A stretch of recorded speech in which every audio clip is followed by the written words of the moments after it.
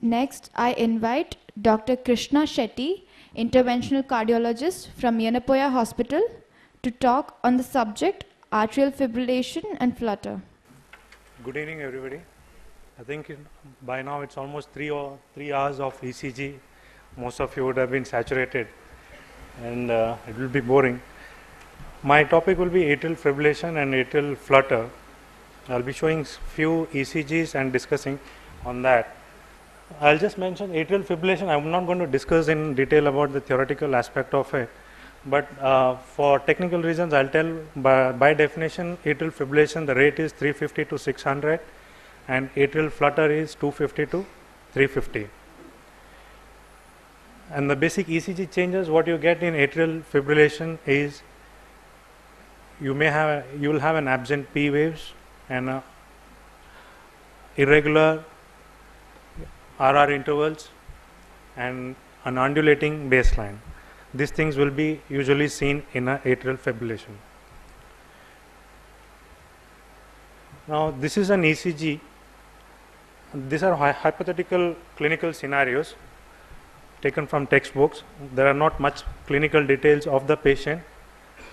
What is there is on the slide. It is a 76-year-old man who has come with breathlessness. This is his ECG.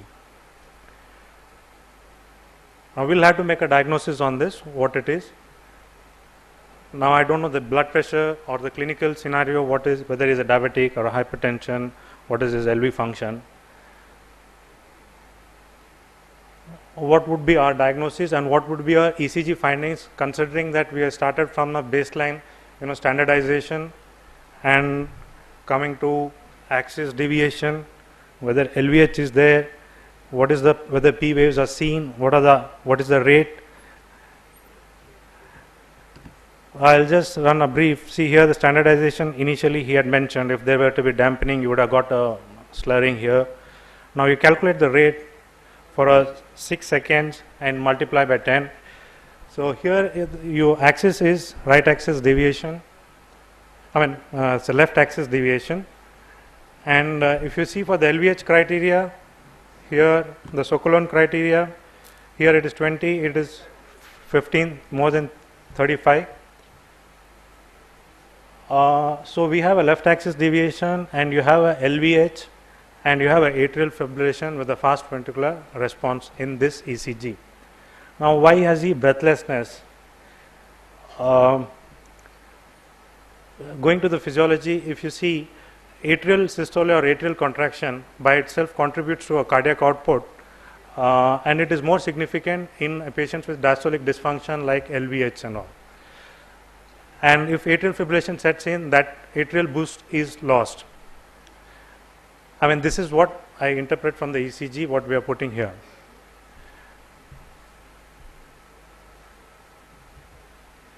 So this was a atrial fibrillation with the rapid ventricular response. Here the findings were irregular ventricular rhythm in that particular ECG. But the other correlations, what we got, discussed that.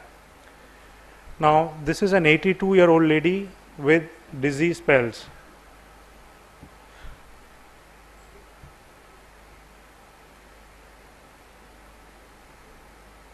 Again the P waves, obviously I am talking about atrial fibrillation, almost all of the cases will be that. So the P waves are absent. The ventricular rate here is regular, it's not irregular.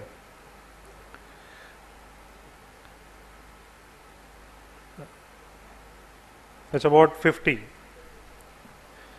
300 by 6 or 7 or 45 to 50 in that range. And that one was an atrial fibrillation with a complete heart block. Now fibrillary waves of atrial fibrillation were seen and there were no P waves and the ventricular rhythms were regular. So complete heart block, there is nothing else but you have to go for a permanent pacemaker irrespective of what the age is. Now in this scenario, the type of pacemaker you would put would be a VVI mode only. because there is no scope for a DDDR, the atrial rate being so high.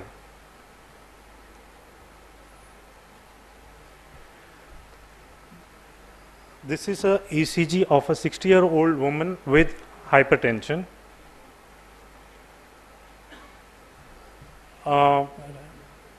The P waves are absent. The rate is almost 300 per minute on an average. What are the findings else you can see in this? Axis is left axis deviation. The QRS is slightly wider, and there is a QS pattern, and here is a broad notched R wave. So this is a ECG of a patient with the AF with left bundle branch block.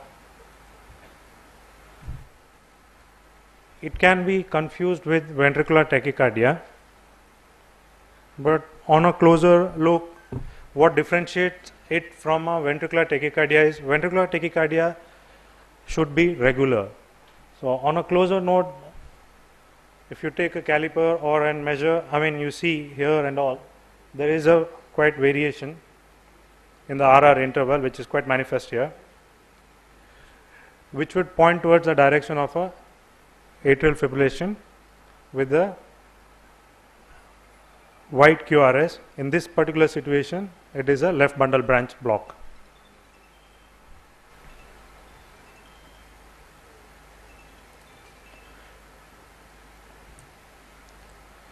Now this is the history being a 47-year-old man with a long history of palpitations and lately blackouts. So if you see the rate is almost 300. It's very high rate. Normally the atrial fibrillation, the ventricular rate is in between the range of 100 to 160. In certain scenarios, you may get such a high rate. What could that be? Yeah. So in WPW, generally they say FBI, fast, the rates are very high, 300 at that higher rate. So it has to be an accessory pathway, or the AV node conduction should be very fast, unlikely. So here it is fast and it is a broad QRS and it's irregular. Now it's already made a diagnosis, so it's easy to tell, but when the patient comes first, it will be difficult. So if you have a baseline ECG which shows a delta wave in the previous ECGs, and now he has come with the palpitation, it makes your diagnosis easy.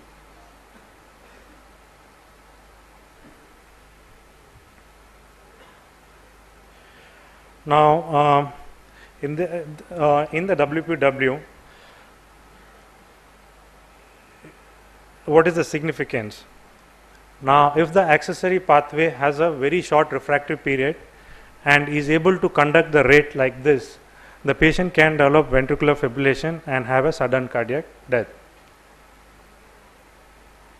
So how do you risk stratify? That is, in a WPW, if a patient comes with the ECG, you see a delta wave is there.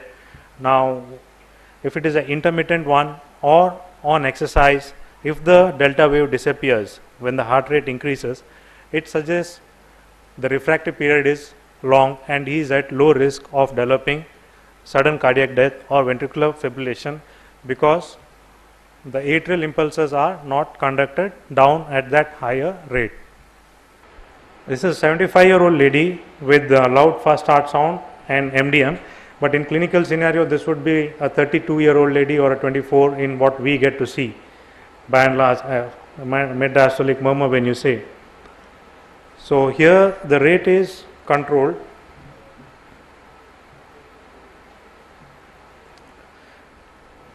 Now what are the ECG findings you get to see in this? The axis is right axis deviation. It's a predominant negative in lead 1 and AVF is positive, right axis deviation. There is a persistent S in V6, suggestive of RV dominance, and there are absent P waves and irregular R waves. The clinical scenario, this favors towards in the presence of a mid-diastolic murmur in the mitral area, goes in the favor of mitral stenosis with the presence of RV enlargement.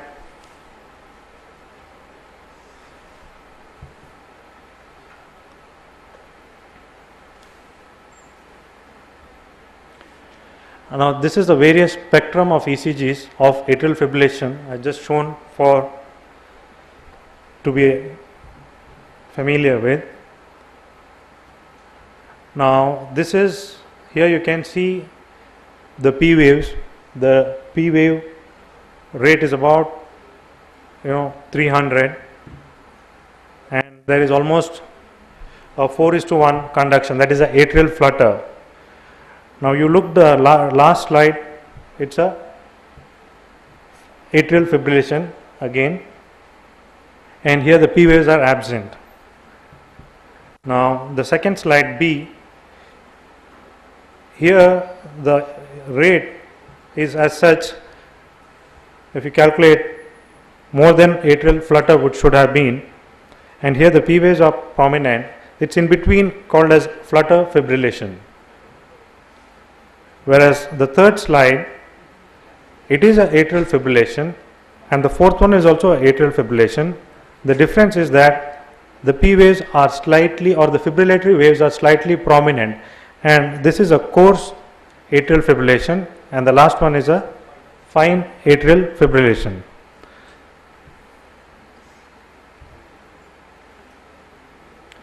Now this is usually the dictum as what we discuss generally is atrial fibrillation has got a irregular rhythm.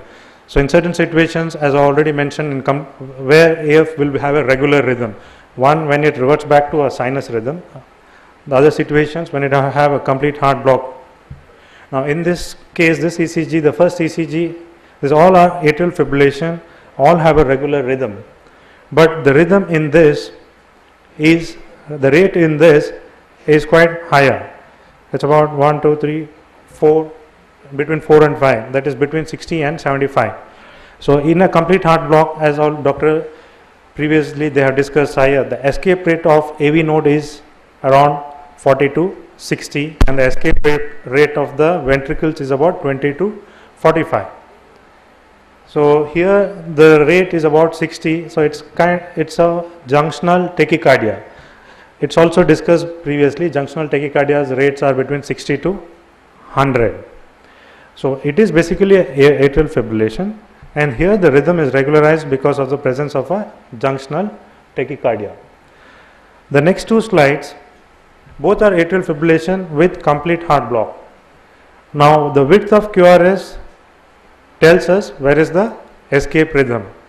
A narrow QRS tells the escape rhythm is higher in the AV node, whereas a broad QRS tells the escape rhythm is lower down.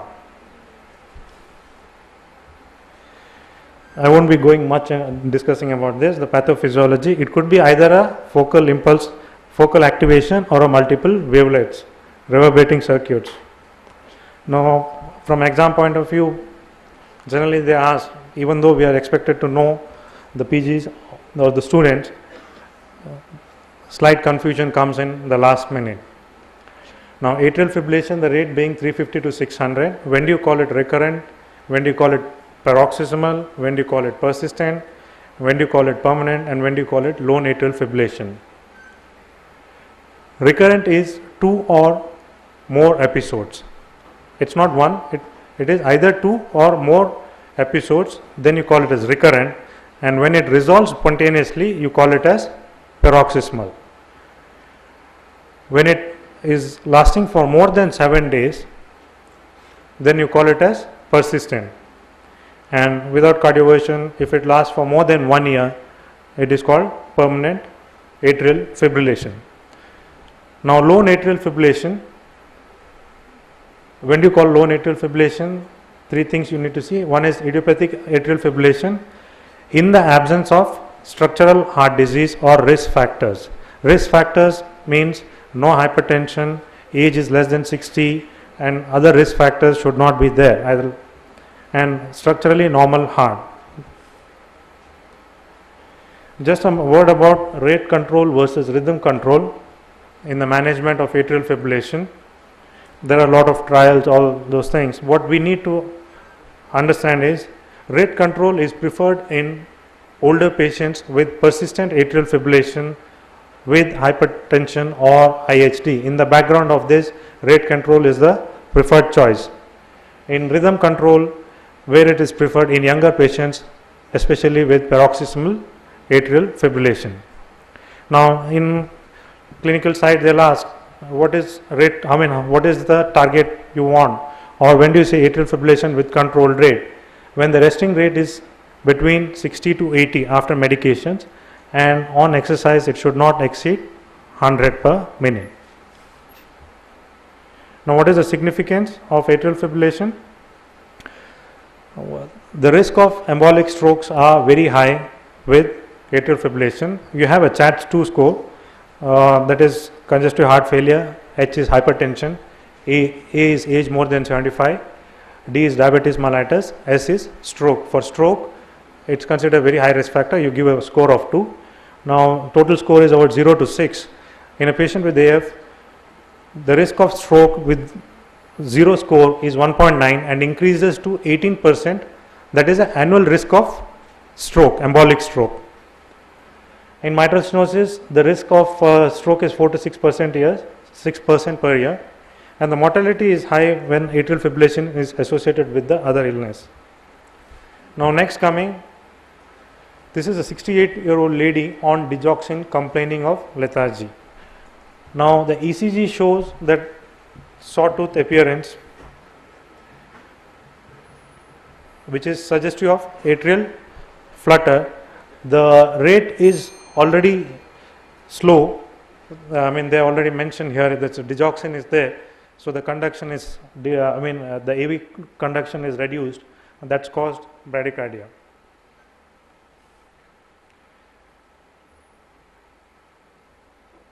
Now, this is a 57-year-old lady with palpitation.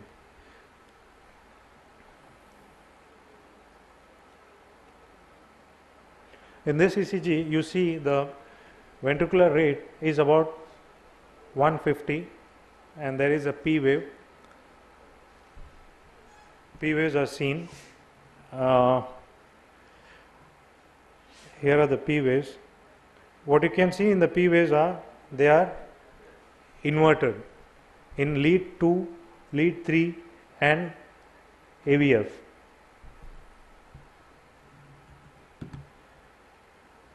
Lead 2, lead 3 and AVF, and the heart rate is 150 per minute.